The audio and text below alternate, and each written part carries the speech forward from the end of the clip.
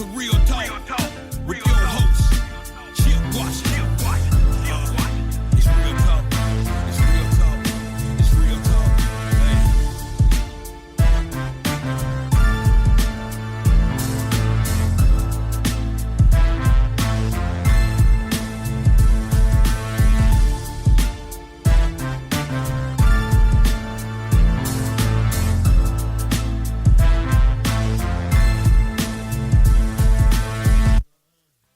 And here we go. On Monday, a temperamental mic going on. But we are on. We are here. We are present. And we are all accounted for 6 o'clock straight up on this Monday evening in the city. That means it is time, ladies and gentlemen, for an all-new edition of Real Talk Memphis. Glad to have you along for the ride for the next hour. I am your humble host. My name is Chip Washington. It is good to be here. And it is good to be here with all of you, plus my gang. We looking at some clouds outside right now. It's looking very threatening. We're hearing that there's a possibility of some rain tonight. And now that we are officially out of summer and into fall, we are going to see temperatures after tomorrow in the 70s heading into the weekend. Now, there is a tropical disturbance that the folks are looking at down in the Gulf of Mexico that could affect our weather. Lola's fussing. That could affect our weather by the time we get into like Thursday. So I mean, and if this storm, heads up and starts dumping rain, we could see rain Thursday, Friday, Saturday, maybe even Sunday. So we'll have to keep a very close eye on the tropics. It is that time of year. So just make sure that your umbrellas are handy and operational. So we have a pretty good show for you tonight. Every now and again things happen. You have to shuffle the deck a little bit, and we hope that we are going to be able to move through this as effortlessly as possible. But in terms of how you get this fine piece of radio broadcasting, well, we are on live right now, 91.7 on your FM dial. That will be WYXR, of course. We are here, present and accounted for. You can always catch us on the app, the WYXR app. Live as well. We are also on the TuneIn app. Just put put Real Talk Memphis in the search, and you'll be able to pick up the show. And we are planning on doing some live streaming tonight. So if you'd like to drift over to Facebook, you can check out the show on my page, Facebook Live this evening. And once the show posts in the next day or two, we will be available on YouTube. And wherever it is you get your podcast. Yes, ladies and gentlemen, we are a podcast. So once the show is posted, you can catch us wherever it is you get your podcast platform broadcasting from. As far as guests are concerned, this evening, I think we have a pretty decent show for you. We were supposed to have Shelby County Sheriff Floyd on the show, but right now he is at the county commission meeting talking about the need for $10+ million for emergency repairs to the Shelby County Jail. And we've been going back and forth. He didn't know how long it was going to go on, so he may or may not be on the show tonight.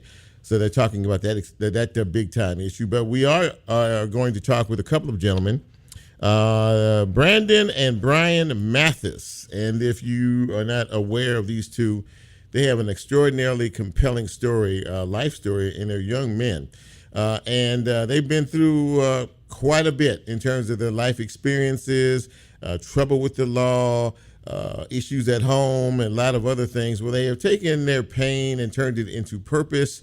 They are twins, and they created a program called Twin and another program called Switch. And these days they are working in one of the affiliate programs at youth villages. So I saw their story, and I really wanted them to come on the show. Young people today are having some difficulties trying to adjust to whatever it is they're trying to adjust to, and maybe hearing from young folks who have gone through some things might discourage, other folks from taking the wrong path. No one says you have to take a negative path, ladies and gentlemen. You can always go down the right road, but you always need somebody who has been there, done that, and can explain to you how these things work. So I look forward to speaking with the Mathis brothers, Brandon and Bryan, a little bit later. And in the next half hour, we're going to talk to Dr. Samuel Riney. He is the medical oncologist over at Methodist Hospital. We're talking about prostate cancer, prostate issues. There seems to be an increased focus of late in reference to prostate cancer, because so many people are dying from prostate cancer,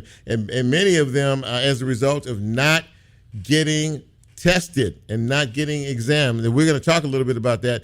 Prostate cancer deaths are the number 2 cause of deaths in the country, and a very high portion of that is our African American men who are dying. You know, once you find out about these symptoms, it often becomes too late then, and by the time you actually notice what is going on, you're usually in stage 3 or stage 4, which is of course not too good. So we'll talk a little bit about prostate with an authority on that. He is a medical oncologist, and I look forward to having that conversation as well with him a little bit later on in the broadcast. I'm going to do a quick news hit because it just came across, but this is not part of the regular little news hits that I hit you with. But another gun has been found on a student at a school in the city. I can tell by your reaction that you are not surprised. And yes, this was at an elementary school. More on that in other things in just a few minutes. But let's do something nice. Let's do the shout out. Let's shout out you if you're celebrating a birthday today, or you have had one yesterday over the weekend. We like to celebrate you. We like to show you our appreciation for you still being here. But we can't do that without me saying, hit it, Bryan. Yes. We have more than a few birthdays today, so let's crack and get into it if we can. Let's see. Happy birthday going out to Miriam Graham today. It's her birthday. Connie Joyce celebrating her birthday. Happy birthday, Connie. Ron Walter celebrating his birthday today. Happy birthday to Lilia Jones, to Perry Allen Howard. Happy birthday, Michael Higginbottom. Sonia Israel celebrating her birthday today, as is Katie Fike. Tony Brantley, Johnny Rufus Jones. I don't know why I like that name for some reason. Johnny Rufus Jones. That's a cool name. Johnny Rufus Jones. He's celebrating his birthday, as is Sharon Hicks. To each and every one of you, I say happy birthday, happy celebration. I hope the day was filled with love and laughter. And if the Lord says so, we'll be right here, same spot, same station, to wish you another successful trip around the sun. Happy birthday. I hope it's been an amazing day. Thank you, Bryan. So let's take a look at some news and notes. As I said earlier, just a minute ago, there was a gun found at Chimney Rock Elementary School earlier today. This happened about 1 o'clock this afternoon. A student was detained after the gun was found on campus. We have not gotten any more information, but this is about the third or fourth or fifth gun that we found on one of our campuses on our school's grounds here. And these are elementary school kids, all right? So that means these kids aren't any older than 11, 12 years old, in elementary school, bringing loaded weapons to campus. Now, I can't begin to say why that happens, but maybe some of you parents might be a little bit more concerned about things like that as we deal with yet another young person, and we don't know what's on their minds. These days, that's a dangerous thing to do and to be, place to be. In other news, of course, the federal case into the murder of Tyree Nichols, with the 3 former Memphis Police Department officers who are on trial. This is the 3rd week of this. And of course, they are being the testimony is going on not only with the 2 officers that got a plea deal, but other individuals who were involved in this one way or another. Week 3 of the Tyree Nichols trial. It's also today another important trial has gotten underway, and that is the trial in the murder of young Dolph.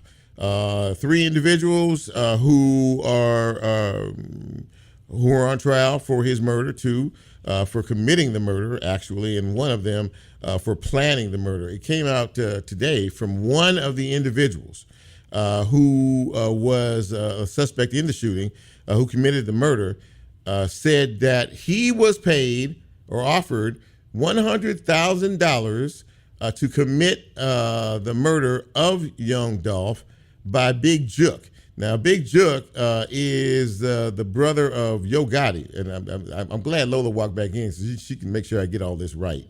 And Yo Gotti's brother, Young Jook, was killed earlier this year in a shooting outside of a restaurant somewhere in town, right? It was at a wake.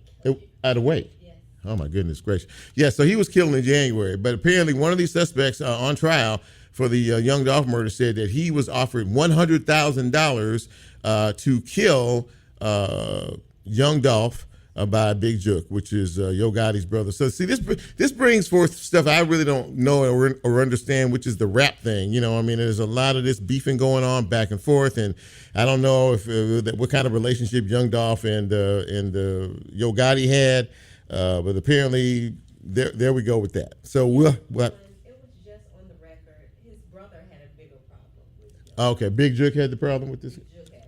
Okay, so we're going to find out a lot more about all of this as this trial just got underway today. But that was a pretty interesting tidbit right off the top. Let me see here. The Memphis City Council, of course, filed lawsuit against the Shelby County Election Commission about restricting them from putting gun control referendums on the ballot. Well, they sued the Election Commission, and the City Council won. And over the weekend, the state said that they would not go against the court, although they feel like this is a waste of time for the city of Memphis to even have these referendums on the ballot in the first place because they cannot supersede state law. I don't care. They fought for us as people. That's what elected officials are supposed to do. They took them to court and they won. It will be on the ballot. So we'll see what happens. The state also threatened to withhold $75 million of state tax money owed to the city if they put it on the ballot. Well, it's on the ballot. And they said over the weekend, the state, that they would not protest this in any way. Stay tuned for that. In other news, Steve Gaines, the senior pastor at Bellevue Baptist Church, announced to his congregation that he was stepping down as pastor. Now, earlier this year, he disclosed that he was undergoing treatments for cancer. He did say yesterday that this was not a reason as to him stepping down as the senior pastor, but that it was the time. This was his time and this was his season. So we wish him all the best in everything he does. And we talked about this the night before the show. Many of you in this town are familiar with Champions Pharmacy. Over there in South Memphis, you have gone to him for years and years and years and years, for whatever aches you. Well, they're expanding, and they did yesterday. Lola actually did their grand opening yesterday. They have a new location downtown, right down here on 65. 65 is it? What is it? Monroe, right? 65 Monroe is their new home. Now, they're still in South Memphis, but they've opened up a second location. So congratulations to the Champion family. That's big stuff. That's good news. So that takes a look at news and notes on this Monday evening. I am going to take a break. You can, too, for a brief period of time. When we come back, we'll get the show started. What do you say? On this Monday evening in the city, this is Real Talk Memphis. I'm Chip. You know who you are. We'll be right back.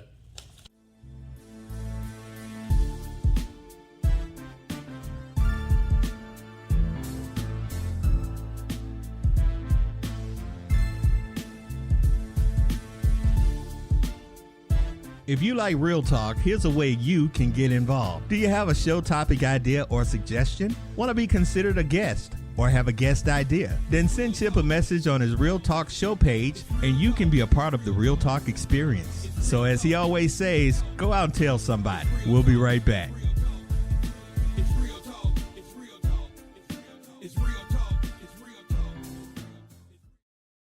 Support for WYXR comes from Lens Rentals. Based in Memphis and offering nationwide shipping, Lens Rentals offers online rentals for photography, videography, and lighting equipment from a full catalog of brands. More information on services and equipment at lensrentals.com. Mempho Music Festival returns to the Radiance Amphitheater at Memphis Botanic Garden October 4th through 6th. This year's fest features the excitement of Jack White, Trey Anastasio and Classic Tab, Cody Jinks, Goose, and many more. Ticket packages, lineup information, FAQs, and more at memphofest.com. Programming on WYXR is brought to you by a grant from Arts Memphis, who has been working behind the scenes for 60 years to grow the foundation of Memphis arts.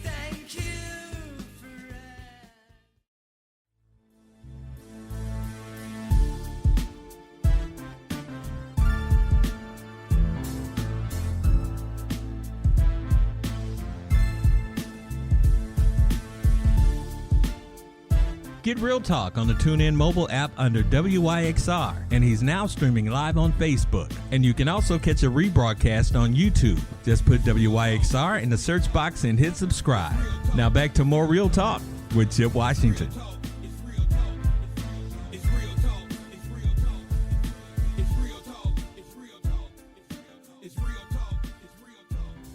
And welcome back to Real Talk Memphis on this cloudy Monday evening. Looks like it's going to rain out there tonight, but that's all right. We're all comfortable inside and glad that you're with us, if you are with us this evening. So, I'm always looking for compelling stories to share with you about things that are going on in our community. It troubles me to see our young folks going through some of the issues that they are dealing with out there, and many of them lost, making wrong turns. But I'm even more gratified that there are people like my first guest who are joining me, and they have a very compelling story as well. They are twins. They are Brandon and Bryan Mathis, and they're joining me on the show tonight. We're going to talk a little bit about them and what they've been through and their mission today. They're working with Memphis Allies, for one thing, over at youth villages. But I see one of you now. Who is this? Bryan or Brandon? Which one? I'm Brandon. You're Brandon. Okay. Well, Brandon, Yeah. it's good to see. There he is. There's Bryan. How you doing? I'm glad. Listen, thank you all for coming on the show. I really appreciate it. Oh, no problem. It's an honor. Well, listen, man. So I was checking you guys out. I was checking out your story, and there are so many people that have such great things to say about you both in terms of your life and what you are doing to try to help folks. You worked at an organization called Twins, which is Together We Impact Neighborhoods and Nations.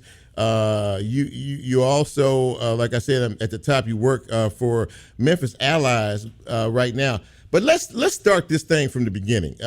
You all coming up, you had some challenging circumstances that you came up in, and I wanted you guys to sort of share a little bit about where you came from and what got you to the point that you are today. So either one, doesn't matter. Go ahead. Got you. I'll start first, Brandon. Again, just growing up in North Memphis, just being in that poverty-stricken area, not having a father figure. And like I tell people, working with doing this work, doing gang intervention, there's always someone out there that can grab a young man's attention when they're broken. Mm-hmm. So we were receiving physical abuse from our father, and we were just looking for something to do. And a gang recruiter came along and gave us, some of the things that we thought we needed at the time. My dad had just left, took everything out of the house. He approached us with $1,000. Back in the day, back in the 90s, $1,000 seemed like $100,000. Mm-hmm. And so, at that age of being 10, trying to do something to help my household, we got off into gangs, and it kind of at that point started going downhill. Well, obviously a very challenging start for you both, and you to lay that out the way you did, to me, shows some courage as well, because not all of us come from ideal backgrounds and ideal settings. And you talked about the North Memphis neighborhood and how rough it was. How rough were the streets back in those days? Do you remember? Oh yeah, well, I'm making the thing. Okay, I can barely hear your brother. I can barely hear him talking right there. Okay, I was saying that's ironic because some of the trends that we started back then are still going on today. But to give you an idea, in Douglas, there's this bayou, and whenever it would rain, it would fill up. It would fill up with water. Mm-hmm. And every time that the water would decrease, there would always be two or more bodies there that never made the news. So a lot of things we saw a lot of violence go on every day. We called it Little California because so many different gangs were in the same neighborhood. Yeah. There was only one corner store, one community center, one community pool. So imagine all of these different sets, all these different gangs going to one corner store. In the summertime, going to the same community center. So it was a recipe for disaster because we all were compacted in this one place at one time, and we just saw violence on a daily basis. My brother always says sometimes people didn't have nothing to eat. We could guarantee that a Saturday that it was going to be a funeral, which would entail a repast to make sure that sometimes we got something to eat or some of our colleagues got something to eat. That's how bad the community was at that time. Oh wow! That's extraordinarily challenging. Now, at some point or another, you organized a group called Twins, and I wanted to talk a little bit about that. What made you decide to start this, and what was that organization all about? Start off with my brother said a story about twins. Okay, I'm kind of losing your audio again. I'm losing your audio again. Can you hear me, girl? I got you now. I got you great. Yeah, go Okay, ahead. good. One of the popular days for Spirit Week was Twin Day. So everybody wanted to, during Spirit Week at school, high school, everybody wanted to dress up as twins. And so what we looked at is that same concept that we can be identical, wanting our neighborhoods to look the same. Mm-hmm. We want South Haven, the beautiful parts of South Haven should mimic the same part of South Memphis. And so the ideal is that if me and you, even just doing this interview, you have the mindset of want to do something about the crime and the things that's going on in Memphis, I have the same mindset, but it makes us identical. So that's what the whole concept of twins. It doesn't matter about your age, it doesn't matter about your race.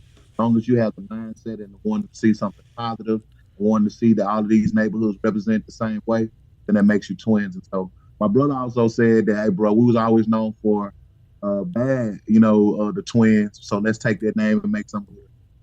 So having done that, and again, that's that we impact neighborhoods and nations.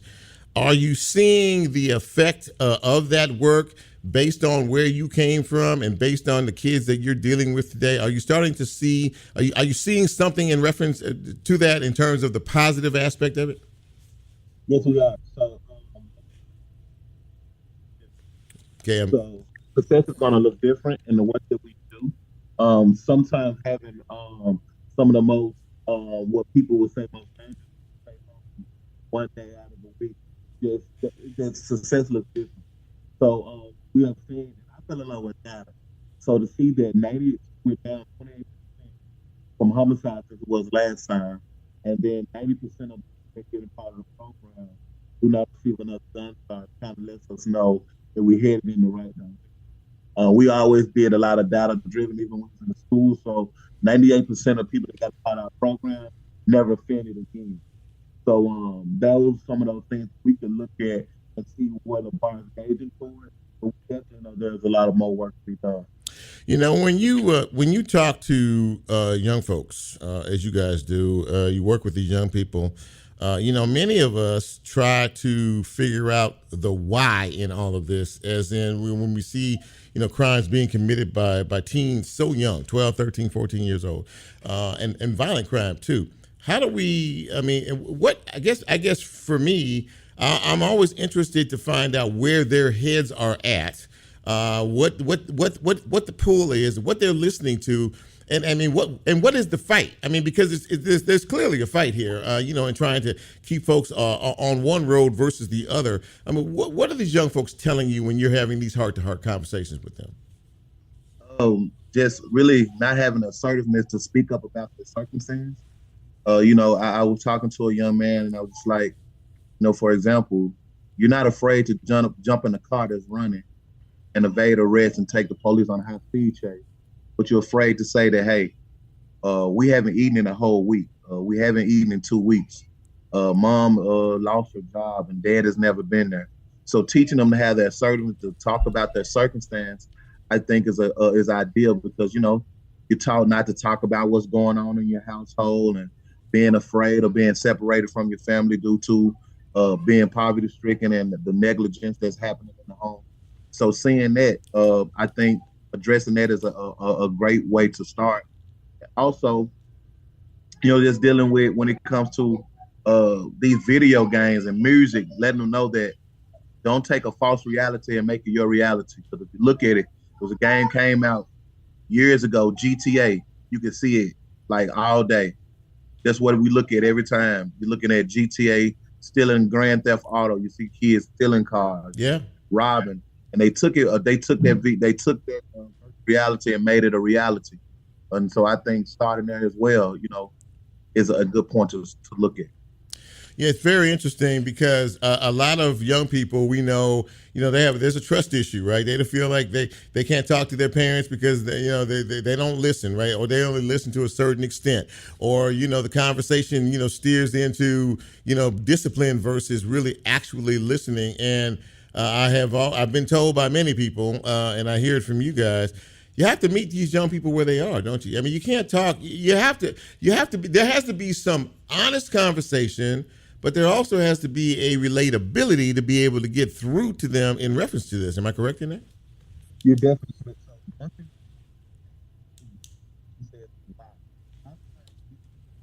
A lot of times looking at what they're doing, but we're not focusing on the why. And so you need to get when we pull in on the why behind the what, then we will start to see impact. Yeah, the why behind the what. Yeah, that's pretty strong. So these days you work with youth villages in kind of a subset of them called Memphis Allies. Tell us a little bit about that. Yeah, so Memphis Allies is a gang reduction program with the goal that wants to reduce gun violence by 30% in the next 5 years. And so what I love is that they want to do wraparound services. They want to do wraparound services and a holistic approach. So one thing that's fantastic for the American community is therapy.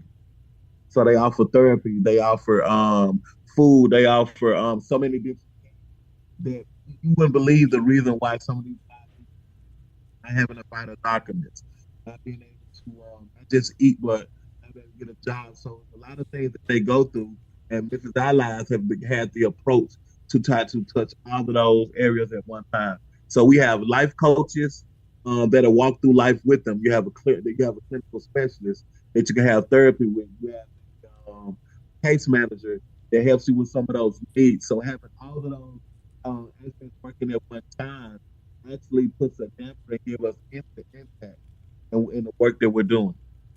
Well, I got to tell you, man, I'm really impressed with your commitment to this cause, and it really sounds as if we have a lot more work to do. Let me ask you one final question. As it pertains to parents and parents of these young folks come to you and talk to you and say, "Look, I'm having problems here. I don't know how to get through to my child. I don't know what to say to them. I don't know what to do to them."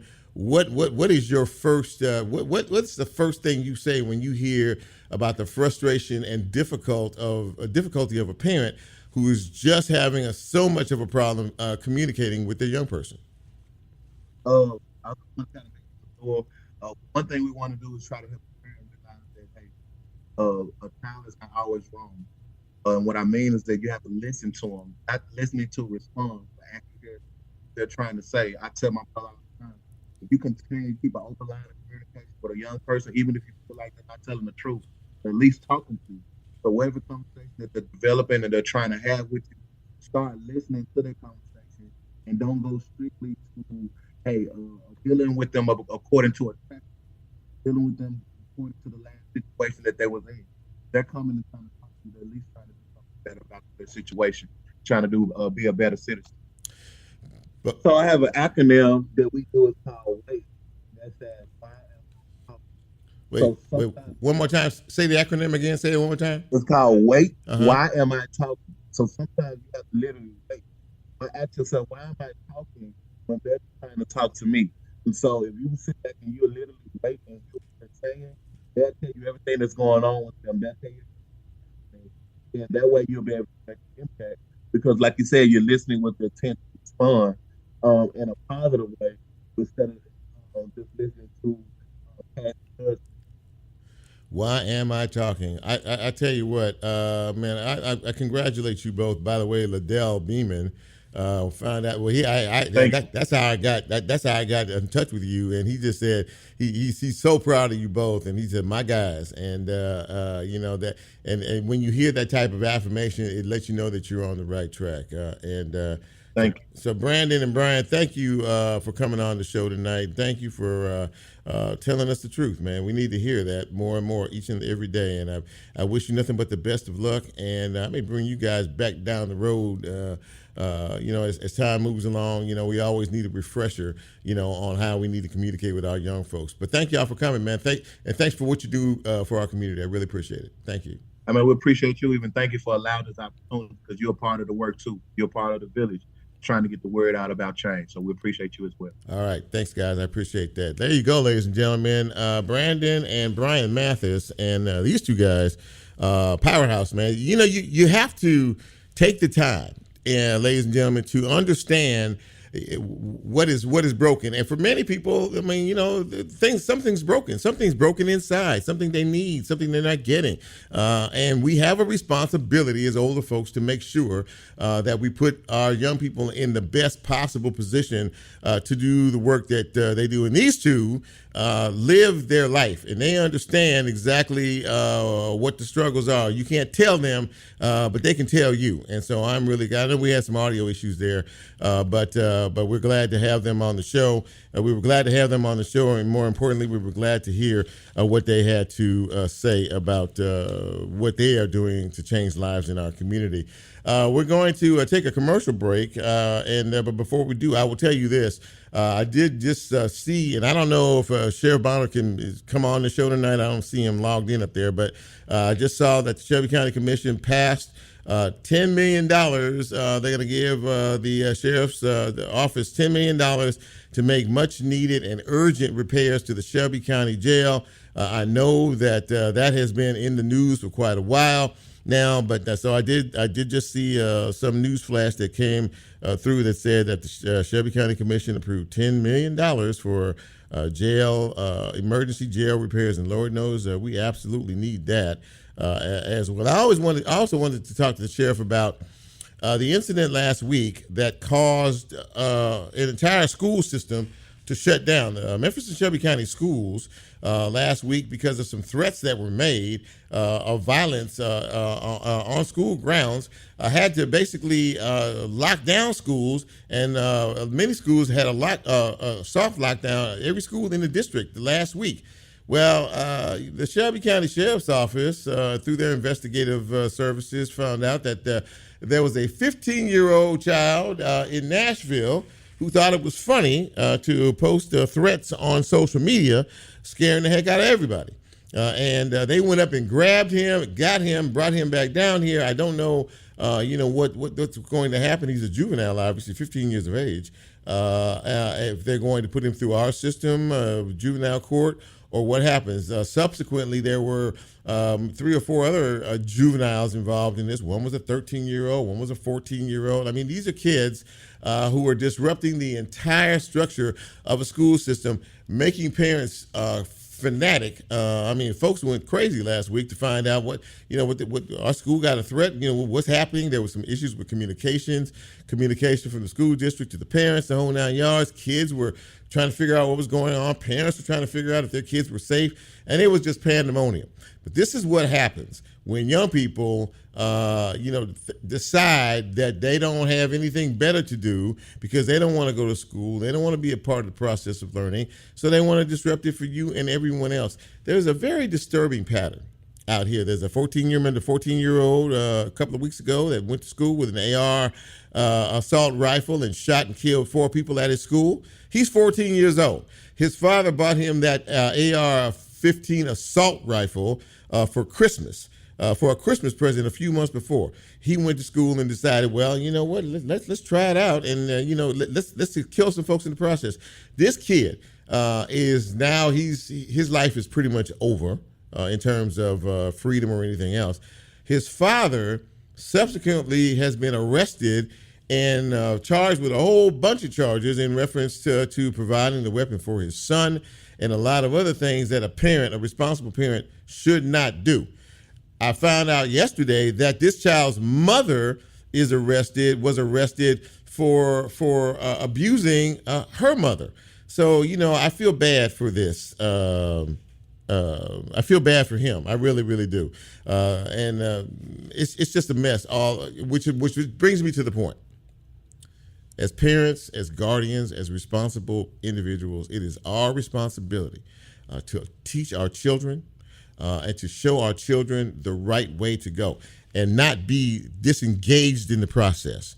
You have to be engaged in the process in this. You cannot act as if you are not involved, especially if you have children, children who are school age. It is your responsibility to step in and do whatever it takes to produce a responsible young person, so we don't have to continually hear stories like this. I'm going to take a break. When we come back, we will continue with this broadcast. Maybe I'll see if I can get Sheriff Bonner to call in and kind of let us know what happened in the meeting. We'll do that after this quick break. You're listening to Real Talk Memphis. I'm Chip. A quick one. We'll be right back.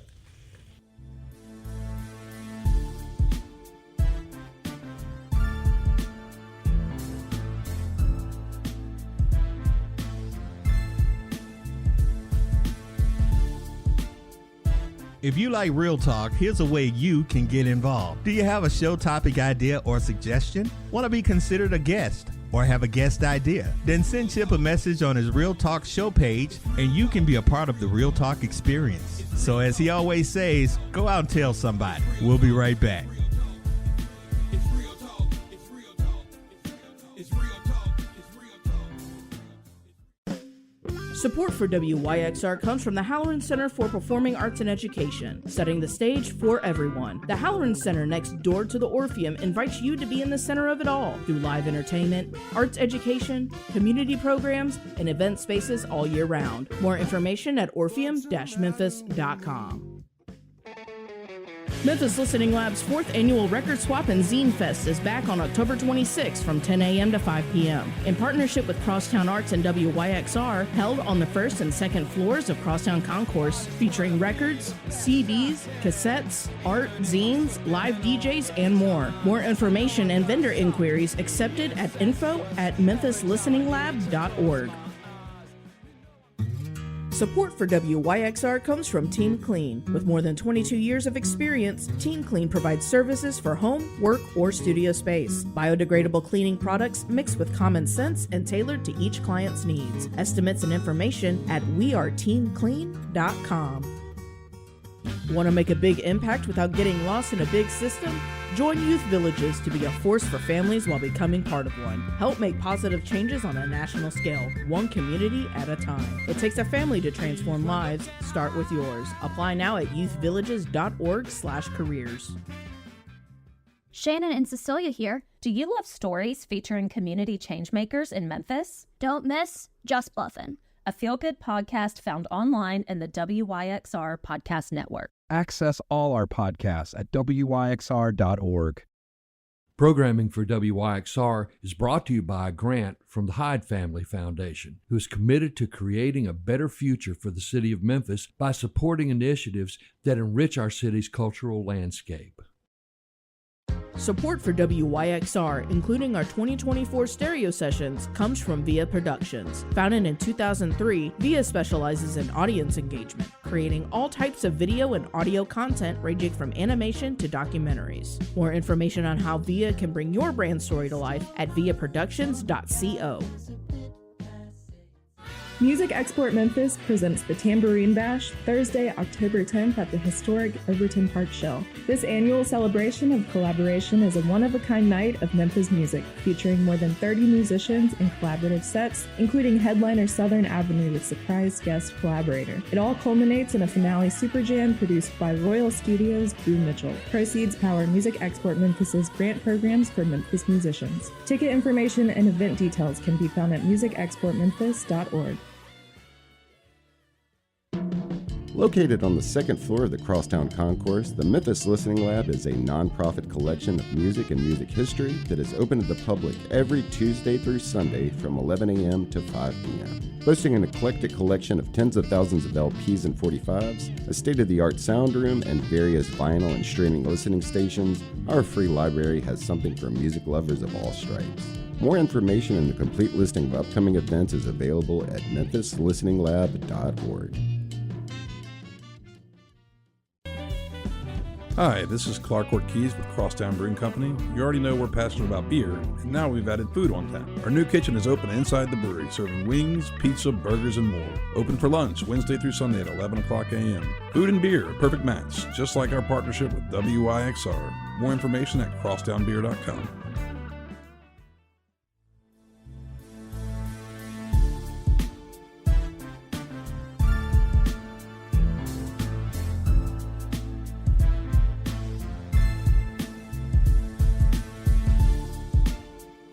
Get Real Talk on the TuneIn mobile app under WYXR, and he's now streaming live on Facebook. And you can also catch a rebroadcast on YouTube. Just put WYXR in the search box and hit subscribe.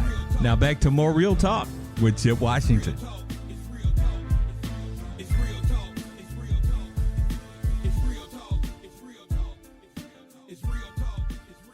Yeah, hit him. See who's it. Welcome back to Real Talk Memphis. Chip with you, and it's look, live radio has its sets of challenges as well. And who's that? The doctor? Okay. All right. That's okay. That's all right. We do have a guest. Our next guest, like I said, we tried to get to Sheriff Bonner, and he couldn't join us, but we do have our next scheduled guest. I talked about this at the top of the show, and prostate cancer is a very, very serious deal. Which takes so many lives, thousands and thousands of lives each and every year. It is the second largest killer of men in this country. And I wanted to talk a little bit more about this, and more importantly, about how important it is for men to follow up on examinations like this. So I'm very happy to have Dr. Samuel Riney on the show. He is a medical oncologist over at Methodist University Hospital. And Dr. Bryan, can you hear me okay? I can hear you great. Thank you. All right. Did I pronounce your name right? Is it Riney? Did I pronounce it right? You did. That's an excellent job. Oh, thank you very much. I appreciate that. And listen, I thank you so much for taking the time to come on the show. This is a very serious issue in terms of a disease, and I hope I didn't misspeak when I said that according to statistics nationally, this is the number 2 killer, of men in this country. Am I right about that? For cancer-related deaths, yes. Yeah. And is it to the tune of 300,000 to 400,000? How many? What are we talking in terms of numbers with that? So it's, latest estimates for 2024 say that there will be just under 300,000 men diagnosed with prostate cancer, and about 35,000 men will die this year from prostate cancer. Wow, that's a pretty astonishing number in terms of this. Now, we've always this conversation has this isn't just a new thing. This has cropped up year after year after we hear about it. We suffer loss. I've known people who have died of prostate cancer.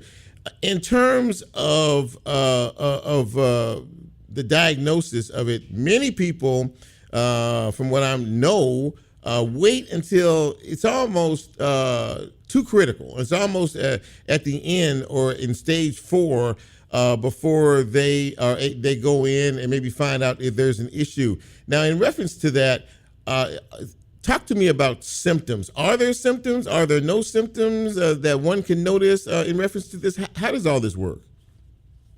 There are, but sometimes it can be difficult, especially early on with prostate cancer. So a lot of times, earliest stages of prostate cancer, what we call stage 1 prostate cancers, aren't going to have a lot of symptoms.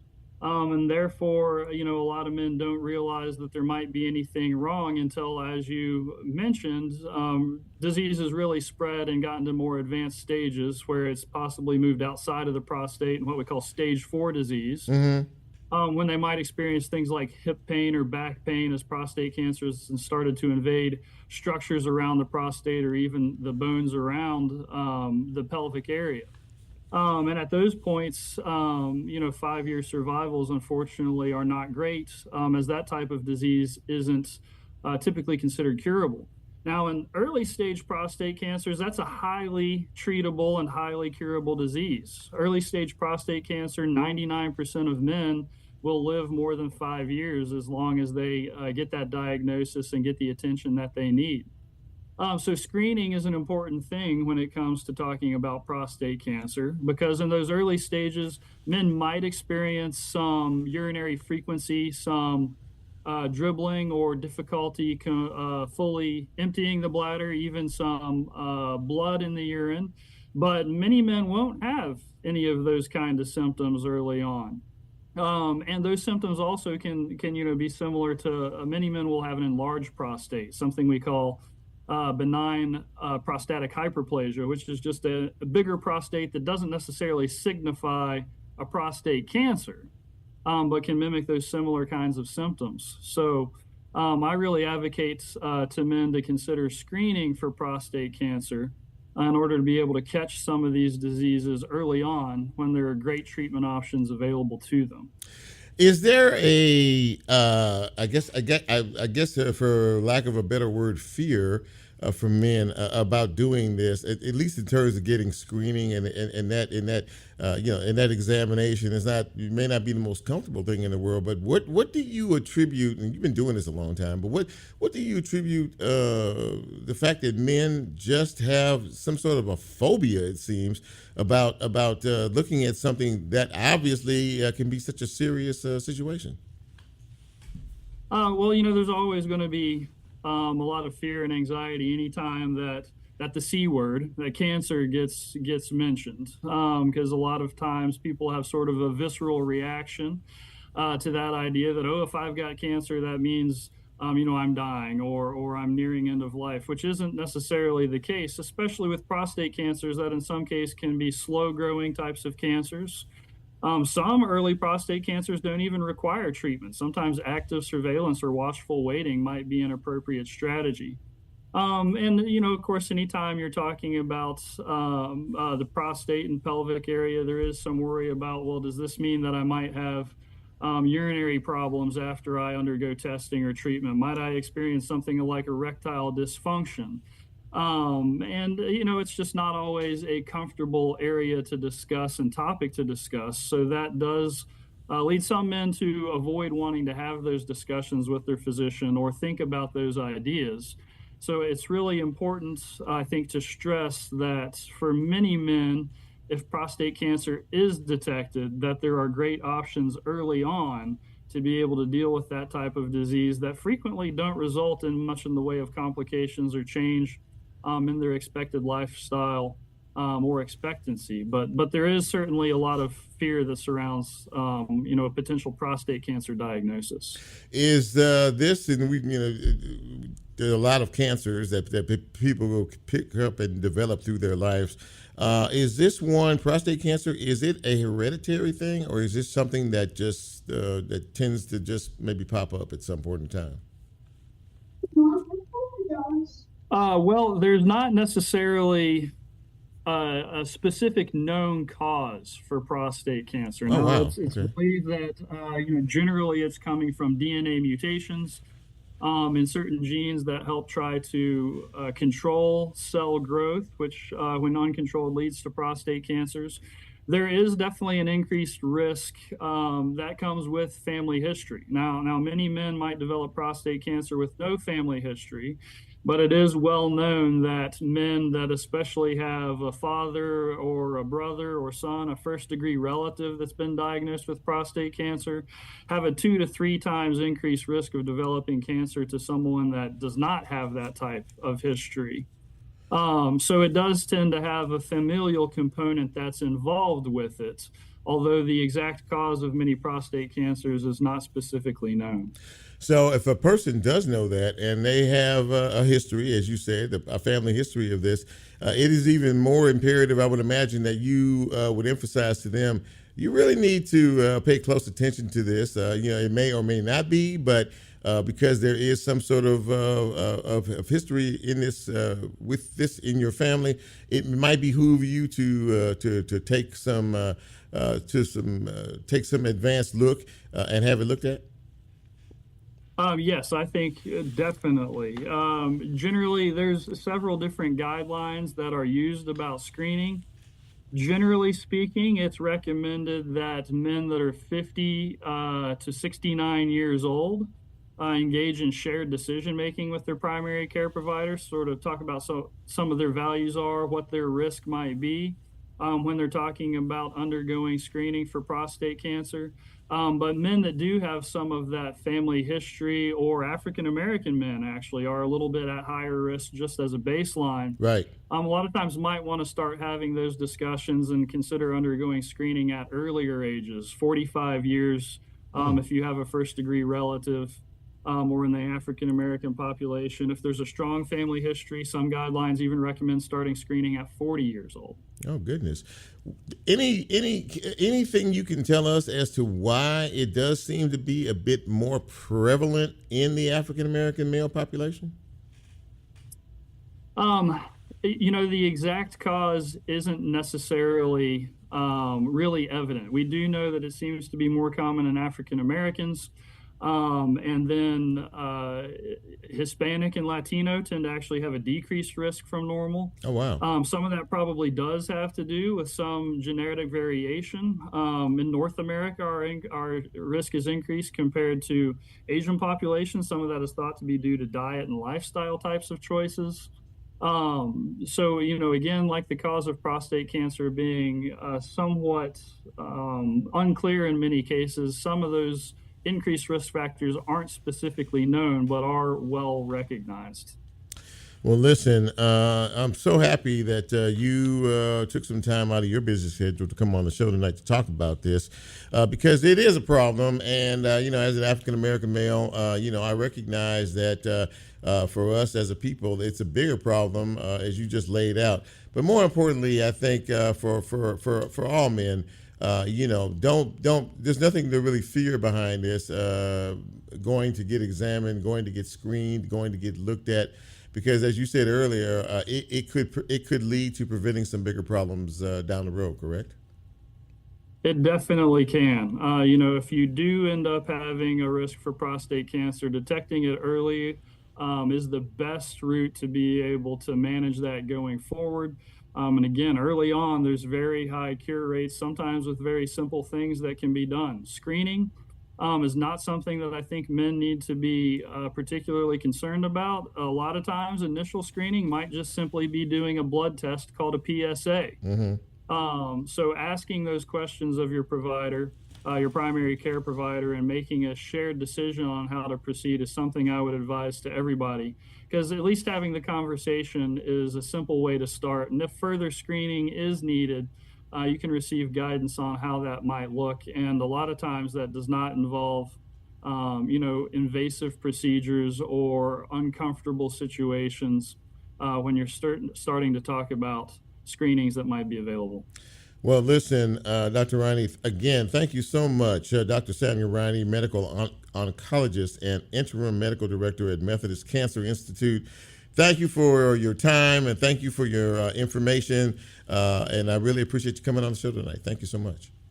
Well, thank you for having me. You have a great evening. You too. Absolutely that. There you go, ladies and gentlemen. So, it's all about choices. And, in terms of your health, there are choices that we can make. But we need to be wise about it, and we need to be intelligent about it, and more importantly, we need to not be afraid, because a lot of times you wait too long, and it literally is too late. We thank Dr. Riney for coming on the show to talk with us a little bit about this. I got a couple of minutes left, and I want to ask Lola, because I'm curious about this. She is a DJ. Many of you know her in this city. She's all over the city. She does a lot of stuff in town. And but she's really big in the music thing. She knows this business, about all of this and what goes on. I am a little older, and I don't really understand a lot that goes on in the world of music, in particular rap. So Lola, I wanted to ask you if you don't mind. She's so very sweet. She done jumped up to the microphone here, and to find out a little bit about this Young Dolph thing. Now, this was almost over 2 years ago, almost 3 years ago that this happened. We're just not getting around to this case. Unfortunately, the young man, one of the young men who was the trigger man, said today that he was offered money, a substantial amount of money, to take this guy out.